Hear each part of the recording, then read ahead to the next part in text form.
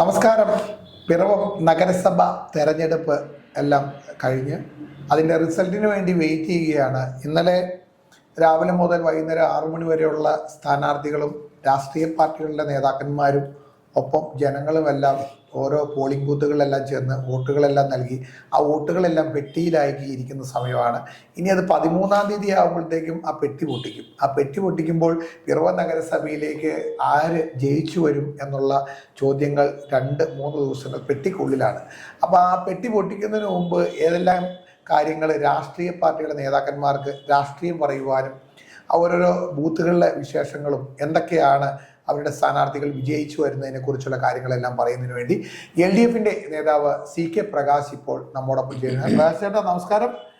അപ്പോൾ നമ്മുടെ തെരഞ്ഞെടുപ്പൊക്കെ കഴിഞ്ഞ് സന്തോഷത്തിലാണോ? വളരെ സന്തോഷത്തിലാണ്. അപ്പോൾ എന്താണ് നമ്മുടെ LDFിന്റെ നേതൃത്വ നിരക്ക് പറയാനുള്ളത്? നമുക്ക് ഒന്ന്, ഈ തെരഞ്ഞെടുപ്പിൽ യാതൊരു വിധത്തിലുള്ള പ്രശ്നങ്ങളുമില്ലാതെ വളരെ ശാന്തവും സമാധാനവുമായി തെരഞ്ഞെടുപ്പ് നടന്ന നമ്മുടെ പിറവം ജനതയെ LDFിന് വേണ്ടിയും CPM വേണ്ടിയും ആദ്യം അഭിവാദ്യം ചെയ്യുകയാണ്. തെരഞ്ഞെടുപ്പിൽ തീർച്ചയായിട്ടും ഞങ്ങൾ ആ തെരഞ്ഞെടുപ്പ് കാലഘട്ടത്തിൽ പറഞ്ഞതുപോലെ നല്ല ഭൂരിപക്ഷത്തിൽ ഇടതുപക്ഷ ജനാധിപത്യ മുന്നണി അധികാരത്തിൽ വരും. പിറവത്ത് ശരിക്കും ഒരു LDF തരംഗമായിരുന്നു.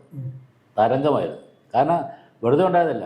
ഒന്ന്, നമ്മുടെ പിണറായി വിജയൻ്റെ ഗവൺമെൻറ് നടപ്പിലാക്കിയ വികസന പ്രവർത്തനങ്ങളും ക്ഷേമ പ്രവർത്തനങ്ങളും അതിൽ ആഹ്ലാദത്തോടു കൂടി നിൽക്കുന്ന സന്ദർഭത്തിലാണ് പിറവം മുനിസിപ്പാലിറ്റി തിരഞ്ഞെടുപ്പ്. പിറവം മുനിസിപ്പാലിറ്റിയിലാണെങ്കിൽ 5 വർഷക്കാലം എല്ലാ വിധത്തിലുമുള്ള വികസന പ്രവർത്തനങ്ങൾ നടത്തി ഓരോ വിഭാഗം ജനങ്ങളെയും പ്രത്യേകം പരിശോധിച്ചാൽ അവർക്കൊക്കെ വളരെ സന്തോഷകരമായ ഒരു അനുഭവം. എന്നുവെച്ചാൽ മുമ്പ് ഉണ്ടായിരുന്ന കാലഘട്ടത്തിൽ വ്യത്യസ്തമായി ഒരു മുനിസിപ്പാലിറ്റി അധികാരത്തിൽ വന്നാൽ എങ്ങനെയാണ് അപ്പോൾ ജനങ്ങൾക്ക് ഉപകാരപ്രദമാകുന്നതെന്ന് വളരെ വ്യക്തമായി പിറവം ജനതയ്ക്ക് ബോധ്യം കാണിച്ചു കൊടുത്തു. അപ്പോൾ അതൊക്കെ വോട്ടായിട്ട് വരും. കാരണം ഞങ്ങൾ ഓരോ വീട് കയറുമ്പോഴും ഞങ്ങൾ കുടുംബയോഗത്തിൽ ചെല്ലുമ്പോഴൊക്കെ അവിടെ തടിച്ചു കൂടുന്ന ജനങ്ങളെ സംബന്ധിച്ച് അതെല്ലാം നമുക്ക് അവരുടെ മുഖത്ത് നോക്കി അറിയാം. അപ്പോൾ ജനങ്ങൾ ഓൾറെഡി LDFിന് ഈ ഒരു വികസനവും കഴിഞ്ഞ 5 വർഷ കാലഘട്ടത്തിലെ നിങ്ങളുടെ നേതാക്കന്മാരും ഒപ്പം തന്നെ പിണറായി സർക്കാരും പിറവം നഗരസഭയും ചെയ്ത വികസനം മാത്രം വോട്ടായി മാറി.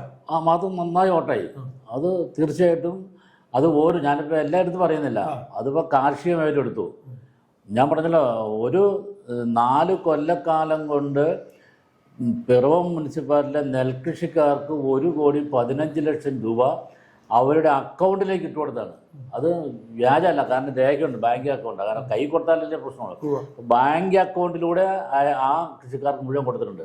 അത് വളരെ കൃത്യമാണ്. ഇങ്ങനെ ഒരു സൗകര്യം ഒരു മുനിസിപ്പാലിറ്റിയും ചെയ്തില്ല. അപ്പോൾ അത് തന്നെ പിറവത്തെ നെൽകൃഷിക്കാർക്ക് നമ്മുടെ കൂടെ കൂട്ടാൻ പറ്റി തീർച്ചയായിട്ടും. നിലവിലിപ്പോ ഒരു പ്രകാശനം പറയുന്നത് സാധാരണക്കാരും കർഷകര് അതുപോലെ തന്നെ വികസനങ്ങളുടെ കാഴ്ചപ്പാട് സാധാരണക്കാരെയാണല്ലോ ഏറ്റവും കൂടുതൽ LDF നോക്കുന്നത്, അല്ലേ? തീർച്ചയായിട്ടും. അങ്ങനെ അവരെ ഇപ്പൊ ഗവൺമെന്റ് പ്രഖ്യാപിച്ച, സർക്കാർ പിണറായി വിജയൻ പ്രഖ്യാപിച്ച ക്ഷേമ പെൻഷൻ 2000 രൂപ ഇത് ഒറ്റയടിക്ക് 1600 2000 വന്നു. അതൊക്കെ പക്ഷേ ഈ ഇലക്ഷന്റെ സമയത്ത് കൊണ്ട് കൊടുത്തു എന്നൊക്കെ പറഞ്ഞു അതൊക്കെ വെറുതെ കൊണ്ടല്ലേ. നമ്മൾ ഈ ഇലക്ഷൻ നോട്ടിഫിക്കേഷന് മുമ്പ് തന്നെ 1896 കോടി രൂപ ധനകാര്യ മന്ത്രി അതിനുവേണ്ടി മാറ്റിവെച്ചു. അപ്പം അന്നോ തലേദിവസം കൊടുത്തെങ്കിൽ ശരിയാ, ഇതങ്ങനെയല്ലോ. അപ്പോൾ വളരെ നേരത്തെ തന്നെ പ്ലാൻ ചെയ്ത് ഞങ്ങൾ ഏർപ്പാടുണ്ടാക്കി. ഞാൻ ഒരു ദിവസം ഒരു വാട്സപ്പിൽ കൊണ്ടു 76 വയസ്സുള്ള ഒരു RSS കാരൻ്റെ BJPക്കാരൻ, 76 വയസ്സായി. അദ്ദേഹം പരസ്യമായിട്ട് പറയണേ പിണറായി വിജയൻ തന്നെ വീണ്ടും വരണം. എന്താ കാരണം? ഈ പെൻഷൻ 2500 ആക്കി വർദ്ധിപ്പിക്കണമെങ്കിൽ പിണറായി വിജയൻ തന്നെ വരണം. ഒരു തർക്കം വേണ്ട. ഇപ്പോൾ നമ്മൾ 2000 ആക്കി. ഈ 2000 ഒരു 3 മാസം കൂടി കഴിയുമ്പോൾ ഒരു ഇടക്കാല ബഡ്ജറ്റ് ഒരു 2500 ആക്കും. ഒരു തർക്കമില്ല. ജനങ്ങൾ മൊത്തം സഹായിക്കുക എന്നുള്ളതാണ്. അത് മാത്രമല്ലല്ലോ, ഇപ്പോൾ അതേ വനിതകൾക്ക് വീട്ടമ്മമാർക്ക് സ്ത്രീ സുരക്ഷയുടെ ഭാഗമായി 1000 രൂപ വെച്ച് കൊടുക്കുക ഒരു മാസം. എന്ന് വെച്ചാൽ 35 വയസ്സിനും 60 വയസ്സിനും ഇടയ്ക്ക് പ്രായമുള്ള മഞ്ഞ കാർഡും പിങ്ക് കാർഡുമുള്ള മുഴുവൻ കുടുംബത്തിലെയും സ്ത്രീകൾക്ക് ഈ സർക്കാർ ഈ ഡിസംബർ മാസം മുതൽ ഓരോ മാസം 1000 വെച്ച് കൊടുക്കുക. അപ്പോൾ ഒരു വർഷം 10,000 രൂപ അവർക്ക് കുടുംബത്തിൽ വരുമല്ലേ. പ്രകാശേട്ടൻ പറഞ്ഞുകൊണ്ട് നിലവിൽ ഇതെല്ലാം ഒരു വലിയ രീതിയിൽ ഈ ഒരു തദ്ദേശ സ്വയംഭരണ തെരഞ്ഞെടുപ്പ് പഞ്ചായത്തിലും മുനിസിപ്പാലിറ്റിയിലും കോർപ്പറേഷനിലൊക്കെ വലിയൊരു ഭൂരിപക്ഷത്തോടുകൂടി LDF തിരിച്ചു വരും. തീർച്ചയായിട്ടും. കാരണം ഈ തദ്ദേശ സ്വയംഭരണ തെരഞ്ഞെടുപ്പ് എന്ന് പറയുന്നത് പിണറായി വിജയൻ ഗവൺമെന്റ് അല്ലെങ്കിൽ LDF ഗവൺമെന്റ് 3-ാം ഊഴം ഉറപ്പിക്കുകയാണ്. ഒരു തർക്കമില്ല. അപ്പൊ ഇനിയിപ്പോ ഈ ഒരു തദ്ദേശ സ്വയംഭരണ തെരഞ്ഞെടുപ്പ് കഴിഞ്ഞു കഴിഞ്ഞാൽ നിയമസഭയിലും തിരിച്ചു ഭരണം കയ്യാറുമാണ്. ഉറപ്പായ കാര്യമില്ല. കേരളം LDF-നായി മാറിക്കഴിഞ്ഞു. നമുക്കിനി പിറവം നഗരസഭയിലേക്ക് വരാം. നിലവിൽ രാഷ്ട്രീയം പിറവംകാർക്കൊക്കെ എപ്പോഴും പിറവം രാഷ്ട്രീയം കൂടുതലും നമ്മള് മറ്റുള്ള അന്തർ സംസ്ഥാന പരിപാടികളൊക്കെ പറഞ്ഞ് ജനങ്ങൾ ഓർക്കും ഇത് പറയാൻ ഞങ്ങൾക്ക് പത്രം വായിച്ചാൽ പോരുന്നത്. എന്നാൽ പിറവത്തെ രാഷ്ട്രീയത്തെ കുറിച്ചാണ് നമ്മൾ ഇനി പറയാൻ പോകുന്നത്. പിറവം രാഷ്ട്രീയത്തില് കഴിഞ്ഞ ഒരു 2 മാസക്കാലമായിട്ട് ഇടതു മുന്നണിയുടെ നേതാക്കന്മാരും 28 ഡിവിഷൻ പിടിക്കുന്നതിന് വേണ്ടി താങ്കളുടെ നേതൃത്വം വരെ എല്ലാം കൂടി വളരെ കഴിഞ്ഞ പ്രാവശ്യം കിട്ടിയ അതേ നഗരസഭയെ തിരിച്ച് നിലനിർത്താൻ വേണ്ടിയിട്ട് താങ്കൾ വളരെ അക്ഷീണം പ്രയത്നിച്ചവരാണ്.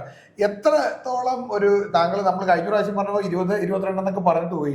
എന്നാൽ ഇപ്പൊ ഇതെല്ലാം കഴിഞ്ഞ് പെട്ടിയിൽ വോട്ടുകളെല്ലാം വന്ന് കിടക്കും. ഇനിയിപ്പോ നമുക്ക് എന്തും പറയാൻ പറ്റില്ല. അപ്പൊ അതിനെക്കുറിച്ച് പറയുമ്പോൾ എത്ര ഏകദേശം ഒരു കണക്കുകൾ പറയാൻ പറ്റുമോ? ഞങ്ങൾക്ക് ഈ തെരഞ്ഞെടുപ്പിൻ്റെ അകത്ത് നല്ല പൂർണ്ണ വിശ്വാസമുണ്ട്. കാരണം ഞങ്ങളെ ഒന്ന് LDF എന്ന് പറയുന്നത് വളരെ സുശക്തമായ ഒരു സംവിധാനമാണ്. എൻ്റെ അകത്ത് ഒരു ഇല്ല. അപ്പുറത്തൊന്ന് പരിശോധിച്ച് നോക്കിയേ. ഇപ്പം ഞാൻ ആദ്യം പറഞ്ഞ പോലെ പണ്ട് 5 വർഷക്കാലം മുനിസിപ്പൽ ചെയർമാനും 5 വർഷക്കാലം പഞ്ചായത്ത് പ്രസിഡന്റിനെ സാബു ജേക്കബിനെ ഈ എവിടെയെങ്കിലും കണ്ടോ ചേട്ടൻ? എങ്ങും കണ്ടില്ലോ. അപ്പോൾ എന്നുവെച്ചാൽ ഇതിനാകെ ഒരു ലീഡർഷിപ്പ് കൊടുത്തോണ്ടിരുന്ന പിറവക്കാരെ സംബന്ധിച്ച് പിറവത്ത് വന്നാൽ കോൺഗ്രസിൻ്റെ നേതാവല്ല സാബു ജേക്കബ. ആ സാബു ജേക്കബ് ഈ തെരഞ്ഞെടുപ്പിൻ്റെ ചിത്രത്തിൽ പോലും ഇല്ല. പിന്നെ നമുക്കറിയാവുന്ന ഷാ എലിമേറ്റാണ് INTCയുടെ നേതാവൊക്കെ ആയിട്ട്. പിന്നെ അങ്ങനത്തെ ആരായി ഇതിൻ്റെ അകത്തുണ്ടായിരുന്നത്? നമ്മൾ ഇടയ്ക്ക് നോക്കുമ്പോൾ കാണുമ്പോൾ ഇടയ്ക്ക് മാമനശ്ശേരിയുള്ള വിൽസൺ കെ ജോണിനെ കാണാം, എടക്കാറ്റുവേലുള്ള ജയകുമാർ കാണാം. പിറവംകാർ ആരുണ്ടായിരുന്നു? പിറവംകാർ ശരിക്കും പറഞ്ഞാൽ ഈ തെരഞ്ഞെടുപ്പിൻ്റെ അകത്ത് പിറവത്തെ കോൺഗ്രസ് ഇല്ലായിരുന്നു. അവിടുത്തെ പ്രധാനപ്പെട്ട ആളുകൾ ഒന്നിപ്പോൾ വർക്കി തച്ചിൽ കണ്ടു, ഇവിടെ ഓടി നടക്കുന്ന ഒരാളായിരുന്നല്ലോ. അദ്ദേഹം ഈ തെരഞ്ഞെടുപ്പ് ഉണ്ടായിരുന്നോ? ഈ തെരഞ്ഞെടുപ്പില്ലായിരുന്നു. നമ്മുടെ പാലശ്ശേരി അപ്പുറത്തുള്ള അഡ്വക്കേറ്റ് ചന്ദ്രശേഖരൻ വക്കീല്, അദ്ദേഹം ഉണ്ടോ? ഫീൽഡേ ഇല്ലായിരുന്നു. നമ്മുടെ ഇപ്പോഴത്തെ നേരത്തെ ബാങ്ക് പ്രസിഡൻ്റായിരുന്ന സക്രിയ വർഗീസ്, ഒരു ദിവസം ഞങ്ങൾ തമ്മിൽ വ്യക്തിപരമായി സംസാരിക്കുമ്പോൾ ഞാൻ ഇത്തവണ എന്തായാലും മത്സരിക്കുന്നുണ്ട് എന്ന് സൂചിപ്പിച്ച. പക്ഷെ ആ സക്രിയ വർഗീസിനെ പോലെയുള്ള ജനങ്ങൾ അറിയപ്പെടുന്ന അംഗീകരിക്കുന്ന ആ ഒരു പൊതുപ്രവർത്തകൻ ഈ രംഗത്തെ ഇല്ലായിരുന്നു, വന്നിട്ടേ ഇല്ല. അതുപോലെ ഇപ്പോൾ ജെയിംസ് കുറ്റിക്കോട്ടെ ഇത് എന്ന് വെച്ചാൽ ഈ പൊതുരംഗത്ത് സാംസ്കാരിക രംഗത്തൊക്കെ കുറേ കാര്യങ്ങളൊക്കെ ചെയ്ത് പ്രവർത്തിച്ച ഒരാളാണ്. അയാളുടെ വീട്ടിൽ വെച്ച് ഇലക്ഷൻ മുമ്പ് തന്നെ 2-3 വട്ടം വലിയ പരിപാടി നടത്തിയ വേറെ ആരണ്ടൊക്കെ കൊണ്ടുവന്നു, നേതാക്കന്മാർ കൊണ്ടുവന്നു. പക്ഷേ തെരഞ്ഞെടുപ്പ് വന്നപ്പോൾ അദ്ദേഹത്തിന് സീറ്റും ഇല്ല. അദ്ദേഹത്തിൻ്റെ സ്വന്തം വാർഡിൽ പോലും സീറ്റ് കിട്ടിയില്ല. അതാണല്ലോ, അതും കിട്ടിയില്ല. ആ പ്രദേശത്ത് തെരഞ്ഞെടുപ്പ് രംഗത്തും വന്നിട്ടില്ല. അപ്പോൾ അങ്ങനെ ഇപ്പോൾ മുളക്കുളത്ത് ചെന്നാലും കോൺഗ്രസിൻ്റെ ജില്ലാ സെക്രട്ടറിയാണ്, വനിതാ കമ്മിറ്റിയുടെ ജില്ലാ സെക്രട്ടറിയാണ് അനിത രാജിവെച്ചു റിബലായിട്ട് മത്സരിച്ചു. അപ്പോൾ എന്താ ശരി? ഇങ്ങനെ ഓരോന്നും നമ്മളെടുത്ത് പരിശോധിച്ച് കഴിഞ്ഞാൽ അവിടെയൊക്കെ പ്രശ്നമാണ്. നിലവിലിപ്പം ഈ ഒരു കോൺഗ്രസിന്റെ രാഷ്ട്രീയ നേതൃത്വത്തിൽ ഉള്ള ആൾക്കാർക്ക് സീറ്റ് കൊടുക്കാത്തത്, അത് അവർ സീറ്റ് കിട്ടാതെ റിബലായി നിൽക്കുന്നതും അതുപോലെ തന്നെ പാർട്ടിയിൽ നിന്ന് മാറി നിൽക്കുന്നതൊക്കെ ഈ LDF-ന് അത് ഗുണം ചെയ്തിട്ടുണ്ടോ? LDF-ന് എന്നൊക്കെ ഞങ്ങൾ വോട്ട് വന്നു. പക്ഷെ അവരിങ്ങനെ നിസ്സംഗരായി നിന്നതിൻ്റെ ഫലമായി ചില സ്ഥലങ്ങളിൽ കൂട്ടായ ഇതില്ലായിരുന്നു, അവർക്ക് അങ്ങനെ ഇല്ലായിരുന്നല്ലോ. അപ്പോൾ കുറേ ആൾ വോട്ട് ചെയ്യാതിരിക്കാൻ ആരും തയ്യാറായില്ല. വോട്ട് ചെയ്യണം, കാരണം നല്ല ഭരണം വന്നെന്നുള്ളതുകൊണ്ട് അവരും കുറേ ആൾക്കാർ നമ്മൾ അറിഞ്ഞും അറിയാതെയും സഹായിച്ചിട്ടുണ്ട്. അത് നമുക്ക് LDF-ന് നല്ല ഗുണകരമായൊരു മാത്രമല്ല. ഇപ്പം ഞാൻ റെജി മന്നാച്ചി പണ്ട് അപ്പുറത്തായിരുന്നു, അത് കഴിഞ്ഞ് പുള്ളി കുറച്ച് അപ്പുറത്ത് വന്നു, വീണ്ടും തിരിച്ച് അങ്ങോട്ട് പോയി. അപ്പോൾ തിരിച്ച് അങ്ങോട്ട് പോയി ഇപ്പോൾ ഒരു സീറ്റിൽ നിന്ന് മത്സരിച്ച് ജയിച്ച് മുനിസിപ്പാലിറ്റിക്ക് വരാമെന്നുള്ള നല്ല പ്രതീക്ഷയിൽ നിന്ന്. പക്ഷെ പുള്ളിനെ ഈ പറഞ്ഞ പുള്ളിക്കില്ല. അപ്പോൾ പൊടിയിട്ടാലും കാണുമോ നിന്നല്ല, പൊടി പോലും കാണാത്ത അവസ്ഥയായി പോയി. ഇപ്പം 28-ാം വാർഡിൽ മത്സരിച്ച മറ്റേ ലാലു മത്തായി അവിടെ സജ്ജപ്രവർത്തനമായിരുന്നല്ലോ. അയാളും സീറ്റ് കിട്ടാത്തതുകൊണ്ട് റിബലായി അവിടെ നിന്ന് മത്സരിച്ചു. അപ്പോൾ റിബൽ സ്ഥാനാർത്ഥിയായി. അപ്പോൾ റിബലുകളുടെ തന്നെ ഒരു ചിത്രം പരിശോധിച്ചാൽ ഏതാണ്ട് ആകെ 28 സീറ്റേ ഉള്ളൂ. പക്ഷെ 134 സീറ്റിലാണ് കോൺഗ്രസിന്റെ പേരും പറഞ്ഞ് മത്സരിച്ചത്. അപ്പോൾ അത്രയും റിബല. അപ്പോൾ അതൊക്കെ ആ റിബൽ എന്ന് പറയുന്നത് ഐക്യ ജനാധിപത്യത്തിന്റെ വോട്ടിനെ പിന്നിച്ച് പോകുമ്പോൾ പോകുമ്പോൾ LDF-ന് സാധ്യതകൾ കൂടുകയാണ്. അപ്പൊ അങ്ങനത്തെ ഒരു സാധ്യത കണക്കുകൂട്ടി വരുമ്പോഴത്തേക്കും ഇടതുമുന്നണിയുടെ ഈ ഒരു സാധ്യതകൾ കൂട്ടാതെ തന്നെ ഇടതുമുന്നണിക്ക് ജയിക്കാനുള്ള പാനൽ ഉണ്ടല്ലോ. ഉണ്ട്. ഇപ്പൊ ഞാനിപ്പോ ചോദിക്കണ നിലവിൽ ഇപ്പൊ കഴിഞ്ഞ തവണ പിറവം നഗരസഭയിലെ ഭരണകക്ഷിയിലുണ്ടായിരുന്ന അല്ലെങ്കിൽ ഭരണ നേതൃത്വത്തിലുണ്ടായിരുന്ന സ്ഥാനാർത്ഥികൾ വിജയിച്ചു വന്ന കൗൺസിലർമാർ എനിക്ക് വേണം 7 8 കൗൺസിലർമാർ ഇത്തവണ മാറി നിന്നിട്ടുണ്ട്. അതിപ്പോ ഒരാൾ മറികണ്ഠം ചാടി. അപ്പൊ അങ്ങനെയൊക്കെ വരുമ്പോഴത്തേക്കും പുതിയ നേതൃത്വം ഈ പുതിയ സ്ഥാനാർത്ഥികളുമായിട്ട് വന്നപ്പോൾ അതൊന്നും ഒരു വിഷയം ഉണ്ടായിരുന്നില്ല അല്ലേ? അതൊന്നും ഒരു കുഴപ്പമില്ല. LDF എല്ലാം അതെല്ലാം നേരത്തെ തന്നെ പാച്ച് വർക്ക് ചെയ്ത് അതൊക്കെ നമ്മളതെല്ലാം നല്ല വെൽ സ്റ്റഡി ചെയ്ത് ഓരോ ഡിവിഷനിലകത്തും ആരെയൊക്കെ നിർത്തിയാൽ ജയിക്കാൻ സാധ്യതയുണ്ട്. അത് LDF തമ്മിൽ ചർച്ച ചെയ്ത് LDF തന്നെ സീറ്റ് ധാരണയാക്കി അതനുസരിച്ച് പറ്റുന്ന സ്ഥാനാർത്ഥികളെ ഞങ്ങൾ നിർത്തിയ ഏതെങ്കിലും സ്ഥാനാർത്ഥിയെക്കുറിച്ച് ഒരു മോശം അഭിപ്രായം നാട്ടിൽ ജനങ്ങളുടെ മുമ്പിലുണ്ടോ? അത് 1ാം വാർഡ് മുതൽ 28 വരെ എടുത്തു. ഒരാളെ കുറിച്ച് മോശപ്പെട്ട അഭിപ്രായമില്ല. ഒന്നിനൊന്നും മെച്ചപ്പെട്ടവരാണ് എല്ലാം. ഇപ്പോൾ അംഗൻവാടി ടീച്ചർ, ആശാ വർക്കർമാർ, മറ്റേ കോളേജിലെ പ്രൊഫസർമാർ, ഇപ്പം ഞങ്ങളുടെ പത്തിൽ നിൽക്കുന്നതെന്ന് വെച്ചാൽ ആശാരാജ് ഒരു ഡിപ്പാർട്ട്മെൻറ്റിൻ്റെ ഹെഡ് തന്നെയാണ്, HOD തന്നെ. അതുപോലെ കളമ്പൂർ കിട്ടുന്നുണ്ട് MP-ൽ. അങ്ങനെ ഓരോന്നും എടുത്തു. ഇപ്പോൾ കളമ്പൂർ എന്നാ പ്രസാദമായിട്ട് മോശമാണോ? എന്നുവെച്ചാൽ പിറവത്ത് ഒരു പൊതുപ്രവർത്തന രംഗത്ത് വരുമ്പോൾ അതിൻ്റെ അകത്ത് സാമ്പത്തിക ചുമതല ഏൽപ്പിക്കാൻ പറ്റുന്ന ഒരാൾ ആരാന്ന് വെച്ചാൽ ഐക്യജനാധിപത്യം മുന്നണിക്ക് LDF-ന് തർക്കലാണ് ഒരു അദ്ദേഹത്തെ ഏൽപ്പിക്കുന്നത്. അത് അത്രമാത്രം സത്യസന്ധമായ സുതാര്യം ചെയ്യുന്നതാണ്. ആ നിലയ്ക്ക് ഓരോരുത്തരും ഇപ്പോൾ അജേഷ്, ഗിരീഷ് അവരൊക്കെ ഇങ്ങനെ അവർക്കൊക്കെ സ്വന്തമായ ഒരു വാർഡുണ്ടായിരുന്നില്ല. അവരൊക്കെ ഇങ്ങനെ നിറഞ്ഞു നിന്ന് പ്രവർത്തിക്കുന്ന ആൾക്കാരായിരുന്നു. ഇപ്പോൾ സലീം 10-40 വർഷക്കാലമായി പൊതുരംഗത്ത് പ്രവർത്തിച്ചതിൻ്റെ ഫലമായി പിറവത്തിൻ്റെ മണ്ണും വിണ്ണും മുഴുവൻ ജനങ്ങളെയൊക്കെ വളരെ വ്യക്തമായി ഓരോരുത്തരെയും കൃത്യമായി അറിയാവുന്ന ആളുകളാണ്. അപ്പോൾ അതൊക്കെ ജനങ്ങൾ കാണുമ്പോൾ കൊള്ളാം, നല്ല പാനലാണ്. ആ പാനൽ അടിസ്ഥാനത്തിൽ KP സലീമിൻ്റെ നേതൃത്വത്തിൽ ഉറപ്പായിട്ടും നമുക്ക് ഭരണം കിട്ടുമെന്ന് നല്ല 100% നമുക്ക് ഉറപ്പുണ്ട്. അപ്പൊ നിലവിൽ ഇപ്പൊ കഴിഞ്ഞ തവണ ഈ പ്രകാശ് ചേട്ടൻ പറഞ്ഞ അനിതാ സജിയൊക്കെ പ്രിബലായിട്ട് നിൽക്കുന്ന സമയത്ത് അവര് തന്നെ പത്രസമ്മേളനം എല്ലാം പിടിച്ച് സീറ്റ് കച്ചവടം നടന്നു എന്നൊക്കെ പറഞ്ഞു. അതിനെ കുറിച്ചൊക്കെ എന്താണ് ഒരു രാഷ്ട്രീയപരമായിട്ട് താങ്കളുടെ അഭിപ്രായം എന്താണ്? അതൊക്കെ കോൺഗ്രസ് എന്ന് പറയുന്നത് ശരിക്കും പറഞ്ഞാൽ നമുക്ക് വിഷമമുണ്ട്. കോൺഗ്രസ് ശരിക്കും ഇന്ന് പിറവത്ത് മാത്രമല്ല, കേരളത്തിൽ മാത്രമല്ല, ഇന്ത്യയിൽ ആകെ പരിശോധിക്കുമ്പോൾ കോൺഗ്രസിൻ്റെ ഒരു അധപ്പതന കാലഘട്ടം. അപ്പോൾ കോൺഗ്രസ് എന്ന് പറയുന്നത് രാഷ്ട്രീയപരമായി അവരെടുക്കുന്ന ഓരോ നിലപാടും അവർക്ക് വളരെ അപകടകരമായ അവസ്ഥയിലേക്ക് പോകുന്നു. അത് തന്നെയാണ് ഈ തെരഞ്ഞെടുപ്പ്. ഇപ്പോൾ അവരിപ്പോൾ എന്തിനാണ് ഈ കൂട്ടുപിടിക്കുന്നത്? CPM-നെ തോൽപ്പിക്കാനോ അല്ലെങ്കിൽ LDF-നെ തോൽപ്പിച്ചിട്ട് അധികാരത്തിലേക്ക് വരാൻ പറ്റുന്ന ഈ അധികാരത്തിലേക്ക് ഞങ്ങൾ എത്രയോ നാൾ പ്രതിപക്ഷത്തിരുന്നത് ഞങ്ങൾ വീണ്ടും തിരിച്ചു വന്നില്ലേ? അപ്പോൾ എന്താ കാരണം? പ്രതിപക്ഷത്തിരിക്കാൻ തയ്യാറല്ല. അതാണ് പ്രശ്നം. അപ്പോൾ അതാ കാര്യം. അപ്പോൾ അവർക്ക് ഇപ്പോൾ പിന്നെ പറഞ്ഞ കൂട്ടത്തിൽ പറയാൻ പാടില്ല, എന്നാലും പറയാം. ഇപ്പോൾ യൂത്ത് കോൺഗ്രസിൻ്റെ നേതാവുണ്ടല്ലോ, മാങ്കൂട്ടം, എന്താ അദ്ദേഹത്തിൻ്റെ അവസ്ഥ എന്ന് വെച്ചാൽ പ്രതിപക്ഷത്തിരിക്കുമ്പോൾ അവൻ ഈ പണി ചെയ്യുന്നവൻ അവൻ അധികാരത്തിൽ വന്നാൽ എന്തായിരിക്കും സ്ഥിതി? ഇപ്പോൾ തന്നെ ദിലീപിൻ്റെ കേസ് വന്നു. ഇതൊന്ന് ആലോചിച്ച് നോക്കിയേ. വളരെ വ്യക്തമായി നമുക്കെല്ലാം അറിയാം ദിലീപിന് ആ സംഭവവുമായി ബന്ധപ്പെട്ട പങ്ക് എന്താണ് എന്ന്. പക്ഷെ ആ പങ്ക് വന്നു കഴിഞ്ഞപ്പോൾ കോടതി കോടതി പറയുമ്പോൾ നമുക്കൊന്നും പറയാൻ പറ്റില്ല. കോടതി അവനെ ഒഴിവാക്കി എന്ന് പറഞ്ഞു. എന്തായിരുന്നു അടൂർ പ്രകാശ് എന്ന് പറയുന്ന ഐക്യ ജനാധിപത്യ മുന്നണിയുടെ കൺവീനറുടെ നിലപാട്? വളരെ എന്നുവെച്ചാൽ ഒരു സ്ത്രീപക്ഷത്തോട് കോൺഗ്രസ് എടുക്കുന്ന സമയം നമ്മൾ കണ്ടാൽ മതി.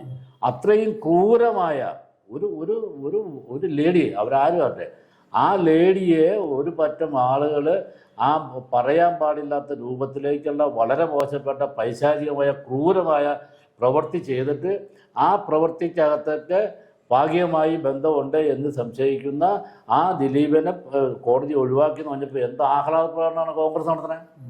എല്ലാ കോൺഗ്രസ്സുകാരും ഇപ്പം സർക്കാർ ആ വിഷയത്തിൻ്റെ അകത്ത് അപ്പീൽ പോകാൻ തീരുമാനിച്ചു. എന്നുവെച്ചാൽ ആക്രമിക്കപ്പെട്ട ആളിൻ്റെ കൂടെ ആണ് നമ്മുടെ സർക്കാർ. ആ ആളെ സംരക്ഷിക്കും, കേസ് കൊടുക്കാൻ പറഞ്ഞപ്പോഴത്തേക്കും ഈ സർക്കാരിന് ഒരു പണിയില്ലാത്തതുകൊണ്ടല്ല കേസിന് കൊണ്ടുവന്നല്ലേ അടൂർ പ്രകാശ് ചോദിക്കുന്നത്. ഇതാണ് കോൺഗ്രസിന്റെ അവസ്ഥ. നിലവിൽ ഈ ഒരു UDF-ന്റെ പാനലിലുള്ള പല ആൾക്കാരും റിബലുകളായിട്ട് എനിക്ക് തോന്നുന്നു 3, 4, 5 വാർഡുകളിലൊക്കെ വന്ന് നിൽപ്പുണ്ട്. അപ്പൊ അതെല്ലാം LDF-നത് ഗുണമല്ലേ ചെയ്തിട്ടുള്ളത്, അത് ദോഷമാണോ? നമുക്ക് ഗുണം ഉണ്ടാകാനേ സാധ്യതയുള്ളൂ. അതിന്റെ ഭാഗമായി പല പ്രദേശങ്ങളിൽ അവരുടെ വോട്ടുകൾ സ്പ്ലിറ്റ് ചെയ്തു. ഇപ്പോൾ ലളിതമായി പറഞ്ഞാൽ ഇപ്പോൾ അന്നമ്മ ഡോമി മത്സരിക്കുന്ന 19 ഉദാഹരണം പറയാനാ, അത് അവരുടെ കാലങ്ങളെ അവർ കുത്തകയായിട്ട് ഇങ്ങനെ ഭാര്യ ഭർത്താവ് കൊണ്ടുവരുന്ന സീറ്റാണ്. പക്ഷേ ഇത്തവണ വന്നു കഴിഞ്ഞപ്പോൾ കോൺഗ്രസ്സുകാർ തന്നെ അത് സാധാരണ കോൺഗ്രസ്സുകാരില്ല, വാർഡ് പ്രസിഡൻ്റൊന്നുമില്ല, ജില്ലാ കമ്മിറ്റിയുടെ പ്രസിഡൻ്റായിട്ടുള്ള ഒരു ഒരു വനിത അവിടെ രാജിവെച്ച് അവിടെ മത്സരിക്കുമ്പോൾ ഐക്യജനാധിപത്യ മുന്നണി എന്ന നിലയ്ക്ക് കിട്ടിക്കൊണ്ടുന്ന വോട്ടിൻ്റെ അകത്ത് സ്പ്ലിറ്റ് ഉണ്ടാവുമല്ലോ. അപ്പോൾ ആ സ്പ്ലിറ്റ് ഒരു പക്ഷേ ഇതുവരെ കിട്ടാത്ത ഒരു സീറ്റ് ഞങ്ങൾക്ക് കിട്ടാൻ സാധ്യതയുള്ള അവസ്ഥയിലേക്ക് മാറും. അവിടെ ഒരു പ്രതീക്ഷയുണ്ട്. പ്രതീക്ഷയുണ്ട്. അപ്പൊ അങ്ങനെ വരുന്നത് ഇപ്പൊ നിലവിൽ പറഞ്ഞ ഈ സമയത്തൊക്കെ അവര് പ്രതീക്ഷയ്ക്ക് അസ്ഥാനത്താവും സംശയമുണ്ട് ഇങ്ങനെയുള്ള യു ഡി എഫ് എന്ത് വന്നാലും ഒരു സാധ്യതയില്ല. LDF ഞാൻ ആദ്യം പറഞ്ഞാൽ പിറവം ഒരു LDF തരംഗത്തിൽ നിൽക്കുകയാണ്. ഞാൻ വെറുതെ അല്ല കേട്ടോ, ഞങ്ങൾ വെറുതെ പറയുന്നല്ല. ഞങ്ങൾ 5 വർഷക്കാലം കൊണ്ട് നാട്ടിലെ ജനങ്ങൾക്ക് ചെയ്ത സേവനം ജനം അതും ഉൾക്കൊണ്ട് മനസ്സിലാക്കി. സർക്കാർ ആശുപത്രി, താലൂക്ക് ആശുപത്രി എന്ന് അവർക്ക് ബോധ്യമാണല്ലോ. പിറവം സർക്കാർ ആശുപത്രി ഈ രൂപത്തിലേക്ക് മാറിയതെന്നാ ഞാൻ ആവർത്തിക്കുന്നില്ല. എന്നൊക്കെ LDFൻ്റെ ഗവൺമെൻറ്റും എന്നൊക്കെ LDFൻ്റെ പഞ്ചായത്തോ മുനിസിപ്പാലിറ്റോ ഒന്ന് അന്ന് മാത്രമേ ഉണ്ടായിട്ടുള്ളൂ. ഏതെങ്കിലും ഐക്യ ജനാധിപത്യമുണ്ട് ഒരു ലീഡർഷിപ്പ്, TM ജാക്കബ് ഉൾപ്പെടെ, അനൂപ് ജാക്കബ് ഉൾപ്പെടെ, അല്ലെങ്കിൽ ബെന്നി ബേനാൻ ഉൾപ്പെടെ പലരും കൂടെ ഉണ്ടായിരുന്നല്ലോ. ആരെങ്കിലും സർക്കാർ ആശുപത്രി 10 നയ പൈസ ഈ MLA-മാരുടെ മന്ത്രിമാരുടെ ആസ്തി ഫണ്ട് വിനിയോഗിച്ചിട്ടുണ്ടോ? ആരും ഉപയോഗിച്ചിട്ടില്ല. ഇത് VS അച്യുതാനന്ദൻ കേരളത്തിന് മുഖ്യമന്ത്രി ആയിരിക്കുമ്പോൾ, ശ്രീമതി ടീച്ചർ ആരോഗ്യമന്ത്രി ആയിരിക്കുമ്പോൾ, MJ ജേക്കബ് പിറവത്തിൻ്റെ MLA ആയിരിക്കുമ്പോൾ, സുഗതൻ വൈസ് പ്രസിഡന്റ് ജില്ലാ പഞ്ചായത്തിൻ്റെ, ഞാൻ ബ്ലോക്ക് പഞ്ചായത്ത് പ്രസിഡന്റ്, സരിക്ക് പിറവം പഞ്ചായത്തിൻ്റെ പ്രസിഡന്റ്. ആ കാലഘട്ടത്തിലല്ലേ ഞങ്ങൾ ബ്ലോക്കിൽ നിന്നല്ലേ ശരിക്കും ആദ്യം കാണുന്ന ബിൽഡിംഗ് തന്നെ പണിയിച്ചത്. ആദ്യം തുടങ്ങണ അവിടെയല്ലേ. അതിനു മുമ്പ് ആ ആശുപത്രിയെ കുറിച്ച് തിരിഞ്ഞു നോക്കിയിട്ടില്ല ഈ പറഞ്ഞ ആൾക്കാർ. അന്നൊക്കെ മന്ത്രി MLA ഒക്കെ ആയിരുന്നല്ലോ, തിരിഞ്ഞു നോക്കിയില്ല. അതിനുശേഷം പല ആളുകൾ ബ്ലോക്കിലും വന്നു, പഞ്ചായത്തിലും വന്നു, മുനിസിപ്പാലിറ്റിയിലും വന്നു, തിരിഞ്ഞു നോക്കിയില്ലോ. പിന്നീട് ഇപ്പോൾ ഏലാമ ഫിലിപ്പും ജൂലി സാബും KP സലീം എന്ന ആ ടീമെല്ലാം ഇപ്പം കാണുന്ന വികസനം ഉണ്ടാക്കിയത്. തീർച്ചയായിട്ടും. അപ്പോൾ അതുകൊണ്ട് ഇനിയും ആശുപത്രി നമ്മൾ നിർത്തിയിട്ടില്ല. ഇനിയിപ്പോൾ അവിടെ പോസ്റ്റ്മോർട്ടം റൂമിൻ്റെ നന്നാക്കലോ അല്ലെങ്കിൽ മോർച്ചറി ഉണ്ടാക്കിയതോ അതുകൊണ്ടൊന്നും നമ്മൾ അവസാനം. നമുക്കിനി ആവശ്യം ഇന്ന് ഉള്ള സർക്കാർ ആശുപത്രി സ്ഥലക്കുറവുണ്ട്, വളരെ പരിമിതമാണ്. ഞങ്ങൾ ആഗ്രഹിക്കുന്നത് തൊട്ട് ചേർന്ന് കിഴക്കേ സൈഡിൽ ITCയുടെ സ്ഥലം കിടപ്പുണ്ട്. അത് ഒന്നില്ലെങ്കിൽ അവരോട് തിരുമേനോട് ചോദിച്ച് സൗജന്യമായി കിട്ടാൻ നോക്കുക, അല്ലെങ്കിൽ വേറെ ഏതെങ്കിലും ലീസ് പോലെ ആലോചിക്കുക, അല്ലെങ്കിൽ അത് പണം വേണമെന്ന് പറഞ്ഞാൽ നാട്ടിലെ ജനങ്ങളുടെ കയ്യിൽ നിന്ന് പിരിച്ചിട്ടായാലും കുറച്ചും കൂടി സ്ഥലം മേടിച്ചിട്ട് ആരോഗ്യരംഗത്ത് അപ്ഡേഷൻ അത് തന്നെ ആ നിലയ്ക്ക് വളരെ മെച്ചപ്പെട്ട രൂപത്തിലേക്ക് 3-4 നിലകളോട് കൂടിയ ഒരു മിനി മെഡിക്കൽ കോളേജിൻ്റെ രൂപത്തിലേക്ക് പിറവം താലൂക്ക് ആശുപത്രി മാറ്റി ഈ പിറവം മുനിസിപ്പാലിറ്റിക്കാർ മാത്രമല്ല സമയ പ്രദേശത്തുള്ള മുഴുവൻ ആളുകൾക്കും ഏത് സമയത്തും കയറി വരാവുന്ന രൂപത്തിലേക്ക് സംവിധാനം ഒരുക്കി അത് മെച്ചപ്പെടുത്തും എന്ന തർക്കം വേണ്ട. ചെയർമാൻ സ്ഥാനാർത്ഥികളെ കുറിച്ച് ഒരു ചർച്ചകളൊക്കെ കഴിഞ്ഞിടയ്ക്ക് വന്നായിരുന്നു. ഇപ്പം നിങ്ങൾക്ക് ക്യാപ്റ്റൻ എന്ന് വിളിക്കുന്നത് കഴിഞ്ഞ ദിവസം ചർച്ച ക്യാപ്റ്റൻ എന്ന് വിളിക്കാൻ KP സലീം മാത്രമേ ഉള്ളൂ, വേറെ ആരുമില്ല. UDF ജയിച്ചു വന്നാൽ ആ വരുന്നവരിൽ ആരെങ്കിലും ഒരാളെ നറുക്കിട്ട് അവരുടെ പാർട്ടി നേതൃത്വം ഒരു ചെയർമാനെ ആക്കും എന്നുള്ള രീതിയിലാണ് അവർ പറഞ്ഞത്. അപ്പൊ ഇപ്പൊ ശരിക്കും പറഞ്ഞാല് LDF ഉയർത്തി കാണിക്കുന്ന ഒരു ചെയർമാനേ ഉണ്ടായിരുന്നുള്ളൂ. അപ്പൊ അവർക്ക് അതിനെക്കുറിച്ച് എന്നാ പറയാനുണ്ടായിരുന്നത്? അല്ല, ഞങ്ങൾക്ക് അതിനൊരു ലീഡറുണ്ട്, ഒരു ക്യാപ്റ്റനുണ്ട്, അത് KP സലീമാണ്. അദ്ദേഹത്തിന് മുന്നണി ഉണ്ടാവും, ഗവൺമെൻറ് മുനിസിപ്പാലിറ്റി ഉണ്ടാവും. അപ്പുറത്ത് ആരുണ്ട്? ഞാൻ ആദ്യം പറഞ്ഞ സാബുക ജാക്കബ് ചിത്രത്തിലില്ല, തച്ചിൽ കണ്ടം ഈ ടൗണിൽ കിടക്കുന്ന തച്ചിൽ കണ്ടില്ല. ഇനി ഷാ എലഞ്ഞുമറ്റം ആരുണ്ട്? അവർക്ക് ഞങ്ങൾ ജയിച്ചാൽ ഇന്ന ആളെ ഞങ്ങൾക്ക് ഈ ചെയർമാൻ സ്ഥാനാർത്ഥിയായിട്ട് ഞങ്ങളിതാ കാണിക്കുമെന്ന് പറയാൻ ആരുണ്ട് അവർക്ക്? ഇപ്പം ഞാൻ പറയും, ഇപ്പോൾ അരുൺ കലറയ്ക്കൽ 5 വർഷക്കാലം സാബുക ജാക്കബിൻ്റെ കൂടെ ചെയർമാനായിരിക്കുമ്പോൾ ആരോഗ്യ വകുപ്പിൻ്റെ ചുമതലക്കാരനായിരുന്നു അരുൺ. ആ അരുൺ കല്ലറയ്ക്കൻ ആ ആരോഗ്യ വകുപ്പിൻ്റെ ചുമതല വഹിക്കുമ്പോൾ 10 നയ പൈസയുടെ വികസനം ഈ ആശുപത്രി നടത്തിയിട്ടുണ്ടോ? ഇല്ലല്ലോ. അപ്പോൾ പിന്നെ എന്ത് വികസനം നടത്തും അവർ? നമ്മളിതൊക്കെ ആളുകൾ പരിശോധിക്കുന്നത് എങ്ങനെയാണ്? പോയ കാലത്ത് അവരിരുന്നപ്പോൾ അവരെന്തൊക്കെ ചെയ്തു. അപ്പോൾ ആ ചെയ്തതിൽ ആ ആൾക്ക് ജനപ്രതിനിധി ആയിക്കഴിഞ്ഞാൽ ഇന്നൊക്കെ ചെയ്യാൻ പറ്റും. ഇപ്പോൾ അജേഷിനെ കുറിച്ച് ഞങ്ങളുടെ അജേഷ് ആ ജനപ്രതിനിധിയായി വന്നാൽ അവൻ നാടിന് വേണ്ടി ചെയ്യുന്ന ആർക്കപ്പോൾ സംശയമുള്ളത്? ഒരു കുളം ഉണ്ടായിരുന്നു, അതിപ്പോൾ സ്വിമ്മിംഗ് പൂളും അതിൻ്റെ അപ്പുറത്തേക്കായി അല്ലേ. വൈകുന്നേരം ആൾക്കാർ വന്ന് കാരണന്മാരെ എക്സസൈസ് ചെയ്തുകൊണ്ടിരിക്കുക. അപ്പോൾ അതൊക്കെ ചെയ്യാൻ ഇടതുപക്ഷത്തുള്ള ആളുകൾക്ക് കഴിയും. ഇവിടെയൊക്കെ ഇതിനു മുമ്പ് ഇപ്പോൾ ഐഷ മാധവൻ അവിടുത്തെ മെമ്പറായിരുന്നു, പഞ്ചായത്തിലും വാർഡ് മെമ്പറായിരുന്നു, ബ്ലോക്ക് പഞ്ചായത്ത് മെമ്പറായിരുന്നു, പ്രസിഡന്റായിരുന്നു. ഞങ്ങളുടെ കൂടെ നിന്ന് കളിയൊക്കെ പിടിച്ചിട്ട് അങ്ങോട്ട് പോയി പൊക്കോട്ടെ എന്തെങ്കിലോട്ടെ. പക്ഷേ ഇപ്പം അവസാനം ഇറക്കിയ വേല തന്നെ അറിയോ ചേട്ടാ? മനസ്സിലായെന്ന് പറയാൻ ഇപ്പം സ്ഥാനാർത്ഥി എങ്ങനെ അറിയോ? അപ്പോൾ സീറ്റ് കിട്ടൂല എന്ന് ഉറപ്പ് വന്നപ്പോൾ ഒരു മക്കിനെ ഇറക്കി. എന്നുവെച്ചാൽ വേറെ ഒന്നല്ല, ഞാനിപ്പോൾ CPM-ലേക്ക് പോലെ LDF-ലേക്ക് പോകുന്നൊരു വർദ്ധനമാണ് കൊടുക്കും. അപ്പോൾ അനൂപ് ജാക്കബ് ഓടി വന്നിട്ട് പോകല്ലേ എന്ന് പറഞ്ഞ് അവിടെ പിടിച്ച് സീറ്റ് കൊടുത്ത് അങ്ങനെ ഒന്നും കിട്ടിയതാ. ഇല്ലെങ്കിൽ വേറെ വഴിക്ക് ഇപ്പം ഈ പോയ ആദ്യം പറഞ്ഞ പട്ടികയിൽ പങ്കെടുക്കാത്ത പട്ടികയിൽ ഈ തട്ടിമാതിരം വന്നേനെ, ഉറപ്പല്ലേ? അപ്പോൾ അതുകൊണ്ട് ഇങ്ങനെ സീറ്റ് കിട്ടിയോണ്ട് അത് നിന്നു, ഇല്ലെങ്കിൽ അതും പോയേനെ. അപ്പോൾ അവർക്ക് അങ്ങനെ ഒരു ലീഡർഷിപ്പ് എന്ന് പറയാൻ നയിക്കാൻ പറ്റിയ ഒരു സംവിധാനം ഇന്ന് അവർക്കില്ല. അതാണ് നിലവിലിപ്പോൾ ഇത് പറഞ്ഞുകൊണ്ട് ഞാൻ ചോദിക്കണം. ഇപ്പോൾ നിങ്ങളുടെ കൂടെ കഴിഞ്ഞ ടൈമിൽ മാണി ഗ്രൂപ്പിലുണ്ടായിരുന്ന ഒരു കൗൺസിലർ ഇപ്പം അപ്പോൾ മറുകണ്ഠം ചാടി അവിടെ ക്യാപ്റ്റനെതിരെ മത്സരിക്കുന്നുണ്ട്. അപ്പോൾ അതൊക്കെ ശരിക്കും പറഞ്ഞാൽ ഇങ്ങനെയുള്ള ഇതിൻ്റെ ഭാഗമായിട്ട് പോയതാണോ? അതിനെക്കുറിച്ച് നമ്മൾ ഒത്തിരി പറയാതിരിക്കുന്നുണ്ട്. കഴിഞ്ഞ 5 വർഷക്കാലം ഞങ്ങളുടെ സീറ്റിൽ നിർത്തി, കാരണം മാണി ഞങ്ങളോട് വന്നപ്പോൾ മാണിയെ ഉൾക്കൊള്ളണം എന്നുള്ള പാർട്ടി നിർദ്ദേശത്തിൻ്റെ ഭാഗമായി ഞങ്ങളുടെ നിന്ന് ജയിച്ച സീറ്റാണ് ശരിക്കും ജിൽസിന് കൊടുത്തത്. ആ സീറ്റിൽ നിന്ന് ജിൽസ് സുന്ദരമായി ജയിക്കുകയും ചെയ്തു. ജയിച്ച 5 വർഷക്കാലത്തെ പ്രവർത്തനം ആലോചിക്കുക. ശരിക്കും ഒരു LDF-ൻ്റെ സീറ്റിൽ നിന്ന് മത്സരിച്ച് ജയിച്ചിട്ട് LDF-ൻ്റെ കൂടെ ശരിക്കും നിന്നിട്ടുണ്ടോ? അന്ന് മുതൽ പുള്ളിയും അപ്രഭാതായിരുന്നു അവർ പറയുന്നുണ്ടല്ലോ. ഉണ്ടല്ലോ. അപ്പോൾ അങ്ങനെ നിൽക്കുന്ന ആളുകളെയൊക്കെ വീണ്ടും അവിടുന്ന് പുറത്തേക്ക് വരുമ്പോൾ രാജിവെക്കേണ്ട കാര്യം ശരിക്കില്ല. കാരണം കാലാവധി ചെയ്യുന്നതിന് മുമ്പ് തന്നെ കഴിഞ്ഞല്ലോ. പക്ഷെ രാജിവെച്ചിട്ട് വേറെ നേരെ അപ്പുറത്തേക്ക് പോയി. അതെന്തിനാ? അപ്പോൾ ഇതിങ്ങനെ ഈ മറുകണ്ട ചാടി നടക്കുന്ന ആളുകളെ ശരിക്കൊക്കെ ഈ തെരഞ്ഞെടുപ്പ് വരുമ്പോൾ അതോടുകൂടി അവസാനിപ്പിക്കേണ്ട. ചാടുന്നവർക്കുള്ള അവസരം റിസൾട്ട് വരുമ്പോൾ അറിയാൻ ഉറപ്പായിട്ട് വരും. 3ാം സ്ഥാനത്ത് പോകും. 3 സ്ഥാനത്തുള്ളല്ലോ. 3ാം സ്ഥാനത്ത് തർക്കില്ലത് വരെ. കാരണം അത് ജനങ്ങൾ നൽകുന്ന ഒരു വാണിംഗ്. അത് ഉറപ്പാണ്. 13-ാം തീയതി രാവിലെ മുതലുള്ള വോട്ടിന്റെ റിസൾട്ടും കാര്യങ്ങളൊക്കെ വരുമ്പോൾ ഒരു 11 മണി 12 മണിയാകുമ്പോൾ നമുക്ക് റിസൾട്ടുകളൊക്കെ അറിയാൻ പറ്റും. അപ്പൊ അങ്ങനെ ഒരു വ്യത്യസ്തമായ രീതിയിൽ, അല്ലെങ്കിൽ താങ്കൾ പറഞ്ഞ പോലെ തുടരുന്നുള്ള രീതിയിലാണ് ചെയർമാൻ ക്യാപ്റ്റൻ KP സലീം ഉൾപ്പെടെയുള്ളവർ ജയിച്ചു വന്ന് നഗരസഭയിലേക്ക് എത്തുകയാണെങ്കിൽ പുതിയൊരു കുറേ കൂടി വികസന പ്രവർത്തനങ്ങൾ തന്നെ കാണിച്ചുകൊണ്ട് വികസനത്തിന്റെ പാതയിലേക്ക് പോകും എന്നുള്ളൊരു പ്രതീക്ഷയിൽ തന്നെ അവിടെയും ഞങ്ങൾ ആദ്യം മുൻഗണന നൽകുന്നത് ഞങ്ങൾ കഴിഞ്ഞ പ്രാവശ്യം പറഞ്ഞിട്ടൊരു കുറവ് ഉണ്ട്. ആ കുറവ് വെച്ചാൽ കയറിക്കിടക്കാൻ സ്വന്തമായി കിടപ്പിടമില്ലാത്ത വീടില്ലാത്ത ആളുകളെ ആ ലിസ്റ്റ്, ആ പഴയ ലിസ്റ്റ് ഉൾപ്പെടെ നമ്മൾ പരിശോധിച്ചിട്ട് അവർക്ക് കയറിക്കിടക്കാൻ ആവശ്യമായ അടച്ചുറപ്പുള്ള വീട് ഉണ്ടാക്കി കൊടുക്കുക എന്നുള്ളത് ഞങ്ങളുടെ പ്രധാനപ്പെട്ട ലക്ഷ്യമാണ്. അത് കഴിഞ്ഞിട്ട് ഞങ്ങൾ ബാക്കി ആലോചിക്കും. അത്രേ ഉള്ളൂ. അത് നിർബന്ധം. അതുപോലെ 1,00,000 വീടുകൾ ഇന്നും ഒരു ഭിത്തിക്ക് അപ്പുറത്തും ഇപ്പുറത്തും 2 കുടുംബങ്ങളാണ് കിടക്കുകയാണ്.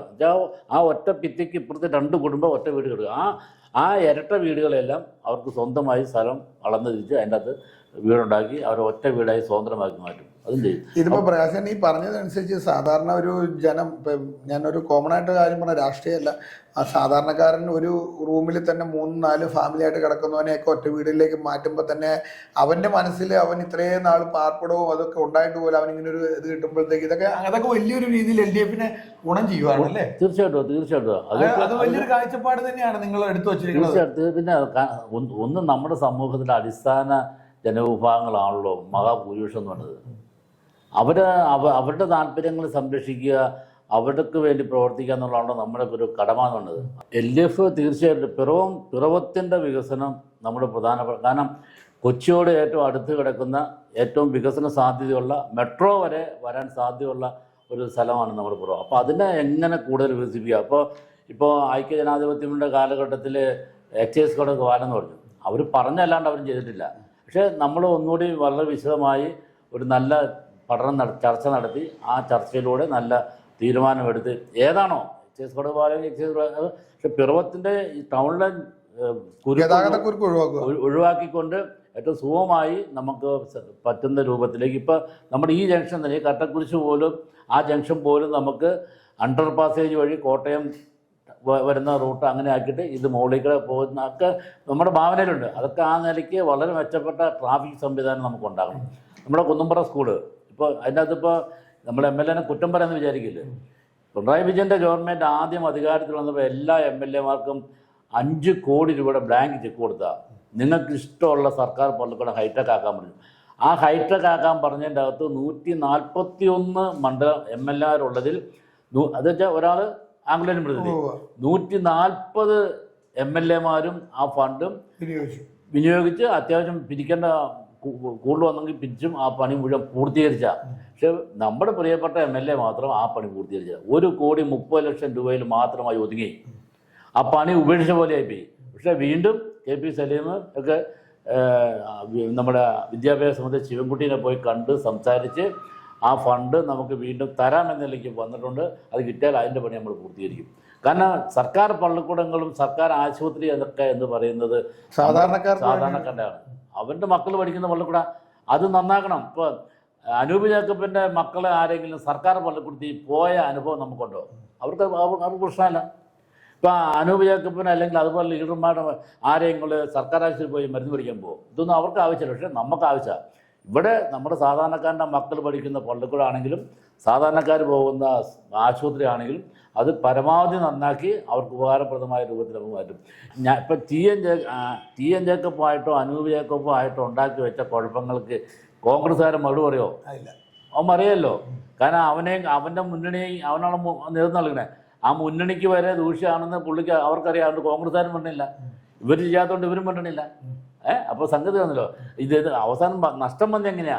നഷ്ടം വരുന്ന മുഴുവൻ പിറവക്കാർക്കാണ്. അപ്പൊ കഴിഞ്ഞ ദിവസം ഇപ്പം നമ്മുടെ സുരേഷ് ചന്തേലി പറഞ്ഞത് അനൂപ് ജേക്കബിന്റെ പാർട്ടി കോൺഗ്രസിന് വിഴുങ്ങുവാന്ന് പറഞ്ഞു. അത് കേട്ടായിരുന്നു? അതൊക്കെ അവരുടെ ആഭ്യന്തര കാര്യങ്ങളാണ്. അത് നമ്മളുടെ ഇടപെടുന്നില്ല. പക്ഷേ സംതിങ് ഈസ് റോങ്. എന്തൊക്കെയോ അടങ്ങളുണ്ട് എന്നുള്ളത് യാഥാർത്ഥ്യം. പുകയുന്നുണ്ട്. ഇത് ഇനി വരാൻ പോകുന്ന കുറച്ച് നാൾ കഴിയുമ്പോഴത്തേക്ക് നിയമസഭാ തെരഞ്ഞെടുപ്പിനെ കൂടി അത് എഫക്ട് ചെയ്യുമോ? അതിലേക്കുള്ള ഒരു തയ്യാറെടുപ്പാണുള്ളതല്ല. ഇത് നിയമസഭാ തെരഞ്ഞെടുപ്പിന് വേണ്ടിയിട്ടുള്ള ഒരു ഒരുക്കം കൂടിയാണ്. ഒരുക്കം കൂടിയാണല്ലോ. ഇപ്പോൾ ഈ സാധാരണ ഈ പഞ്ചായത്ത് ഇലക്ഷൻ വരുമ്പോൾ ഒന്നും അനൂപ് ജേക്കബ് വീട് കയറാനായിട്ടൊന്നും എങ്ങും പോകാറില്ല. പക്ഷേ ഇത്തവണ ഇറങ്ങേണ്ട വന്നു. അത് പക്ഷെ പുള്ളി എനിക്ക് തോന്നുന്നത് ഈ ഒരു നിയമസഭാ തെരഞ്ഞെടുപ്പിന് നേരത്തെ തന്നെ അങ്ങനെ ആയിരിക്കാം. പക്ഷെ എന്താ പ്രശ്നം? എന്താ ഐക്യജനാധിപത്യ മുന്നണിക്ക് യാതൊരു വിധത്തിലുമുള്ള സാധ്യതയില്ല എന്ന് ബോധ്യം വന്ന MLA അനൂപ് ജേക്കബ് പോലും ഇത്തവണ വോട്ട് പിടിക്കാനായിട്ട് വീട് കയറാൻ തുടങ്ങി. ഞങ്ങൾക്ക് പിന്നെ സ്ഥിരം കയറുന്നവരാണല്ലോ, നോക്കണ്ട. പക്ഷെ അങ്ങനത്തെ അനുഭവം ഉണ്ടായി. അപ്പോൾ എന്താ കാര്യം? അദ്ദേഹത്തിന് പോലും സംശയമുണ്ട്. LDF ഉറപ്പായിട്ടും തിരിച്ചു വരും, മറ്റവർക്ക് വരാൻ സാധിക്കില്ല. അതുകൊണ്ട് തന്നെ ഇറങ്ങിയെന്നാ പിറവത്തിൻ്റെ എല്ലാം ശരിക്കും നഷ്ടപ്പെടുന്ന ഈ ഐക്യജനാധിപത്യത്തിനല്ലേ. അപ്പം എന്താണെങ്കിലും പ്രകാശ് ചേട്ടൻ ഇപ്പോൾ LDFിൻ്റെ നേതാവ് വളരെ സന്തോഷത്തോടുകൂടിയാണ് നമ്മുടെ കൂടെ. അദ്ദേഹം ഓരോ ചർച്ചകളിലും വരുമ്പോൾ പോസിറ്റീവായിട്ടുള്ള ഒരു രീതിയിൽ തന്നെയാണ്. ഒരു രീതിയിൽ ഒരു പുറകോട്ട് പോക്കിനില്ല എന്നുള്ള രീതിയിൽ തന്നെയാണ് പ്രകാശ് ചേട്ടൻ അന്ന് വന്നത്. അന്ന് ആദ്യത്തെ ചർച്ചയിൽ തന്നെ പറഞ്ഞായിരുന്നു മോഹൻലാലിൻ്റെ സിനിമ പോലെ തന്നെ തുടരും ആൽബിനെ എന്നാണ് അന്ന് പറഞ്ഞത്. അതുപോലെ തന്നെ ഇപ്പോഴും അദ്ദേഹം അത് തന്നെ പറയുന്നുണ്ട്. ക്യാപ്റ്റൻ എന്നുള്ള KP സലീമിനെ ഉയർത്തി കാണിച്ചുകൊണ്ട് പിറവം നഗരസഭയുടെ LDFിൻ്റെ ഭരണം തിരിച്ചു പിടിച്ച് കഴിഞ്ഞ തവണ കിട്ടിയത് വീണ്ടും ഒരു പടിയും കൂടി മുന്നിൽ കൂടുതൽ സീറ്റുകൾ കിട്ടുമായിരിക്കും. ഉറപ്പല്ലേ? കഴിഞ്ഞ പ്രാവശ്യം പോലത്തെ ഉള്ള ആ ഒരു പ്രശ്നങ്ങളൊന്നുമില്ല. അങ്ങനത്തെ പ്രശ്നം ഉണ്ടാവില്ല. ഉറപ്പായിട്ട് ഞങ്ങൾക്ക് തുടരാൻ കഴിയും. അപ്പോൾ വേറെ ഒരാളുടെ സാധ്യത ഇല്ലാതെ തന്നെ LDFിന്റെ ആളുകൾ നിറയുന്ന പൂർണ്ണമായും ഉള്ള ഒരു വിധത്തിലുള്ള കഴിഞ്ഞ പ്രാവശ്യമൊക്കെ നമ്മൾ അനുഭവിച്ചാണല്ലോ. അങ്ങനത്തെ സ്ഥിതി ഉണ്ടാകില്ല. ഒരു ചാഞ്ചാട്ടവും ഇല്ലാത്ത ഉറച്ച ഭയപ്പാടില്ലാണ്ട് 5 വർഷം ഭരിക്കാം ഉറപ്പാണ്. അപ്പൊ എന്താണെങ്കിലും CK പ്രകാശൻ ചേട്ടൻ പറയണത് ഒരു ഭയപ്പാടില്ലാതെ കഴിഞ്ഞ പ്രാവശ്യം ഒരാൾ ഇടയ്ക്ക് പോകുമോ എന്നുള്ള പേടിയുള്ളതുകൊണ്ട് അയാളെ പുറകെ നടക്കേണ്ട അവസ്ഥ വന്നിട്ടുണ്ട്. അയാളെ പോകാതിരിക്കാൻ വേണ്ടിയിട്ട് കൂട്ടി നിർത്തേണ്ട അവസ്ഥ വന്നിട്ടുണ്ട്. അങ്ങനെ പല പല മാണി ഗ്രൂപ്പിൽ നിന്നുള്ള ഒരു നേതാവ് അങ്ങോട്ട് അങ്ങനെയൊക്കെ ഒരു ഇടക്കാലത്തൊരു പ്രശ്നം ഉണ്ടായതാണല്ലോ. അർഹതയില്ലാത്ത സീറ്റൊക്കെ ഒരു UDFകാർക്ക് കയറി ഇരിക്കാൻ പറ്റിയത് ഓർമ്മയുണ്ടോ? ഒരാഴ്ച സത്യം പറഞ്ഞാൽ ഒരു അർഹതയില്ലാത്ത പോസ്റ്റായിരുന്നു അല്ലേ? ആ ചെയർപേഴ്സൺ സ്ഥാനത്തേക്ക് ആ കസേര പോയിരിക്കാൻ ഒരു അർഹതയുള്ള പോസ്റ്റല്ല. പക്ഷെ അവിടെ കയറിയിരുന്നു. അതൊക്കെ ഈ ഉറപ്പില്ലാത്തതിന് ഫലമായിട്ടായതാ. അങ്ങനത്തെ ഒരു ദുരവസ്ഥയിലേക്ക് പോവുകയല്ല. ഉറപ്പായിട്ടും വ്യക്തമായ ഒരു ചിത്രമുണ്ട് നമ്മുടെ.